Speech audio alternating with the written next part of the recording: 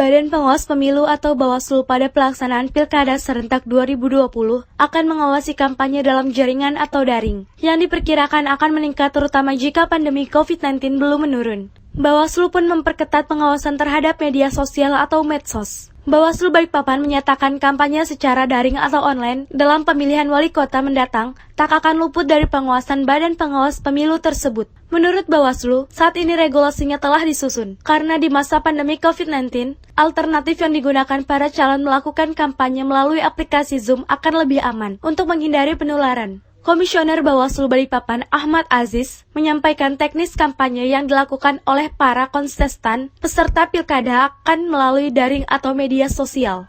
Menurut Aziz, Bawaslu tengah menyusun regulasi terkait dengan Perbawaslu. Peraturan terkait kampanye melalui daring atau aplikasi Zoom, regulasi itu disusun agar Bawaslu dapat mengetahui ID dan password dalam kampanye daring tersebut, agar dapat melakukan pengawasan.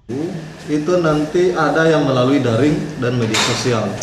Nah, sekarang Bawaslu lagi menyusun regulasinya terkait dengan Perbawaslu, pengaturan terkait kampanye di daring atau Zoom itu.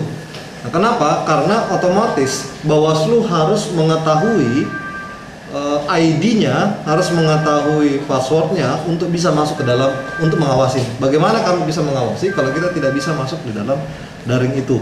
Namun bukan berarti nanti bahwa jangan sampai justru pengawas lebih banyak daripada masyarakat.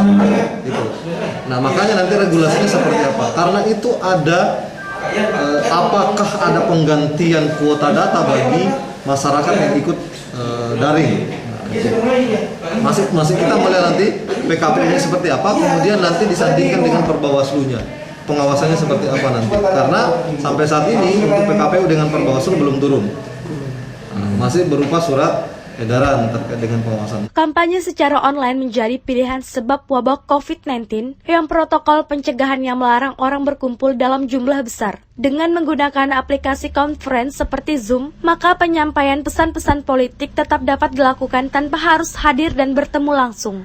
Termasuk yang jadi objek pengawasan adalah penggantian paket internet ataupun pulsa, telepon, atau semacamnya bagi masyarakat yang hadir dalam acara tersebut. Selain lewat aplikasi Zoom, pengawasan Bawaslu juga akan menyasar sebagai bentuk kampanye lainnya. Tidak menutup kemungkinan juga media sosial seperti Facebook, Instagram, atau Twitter. Pandemi COVID-19 menyebabkan jadwal penyelenggara pemilu tertunda hingga Desember mendatang.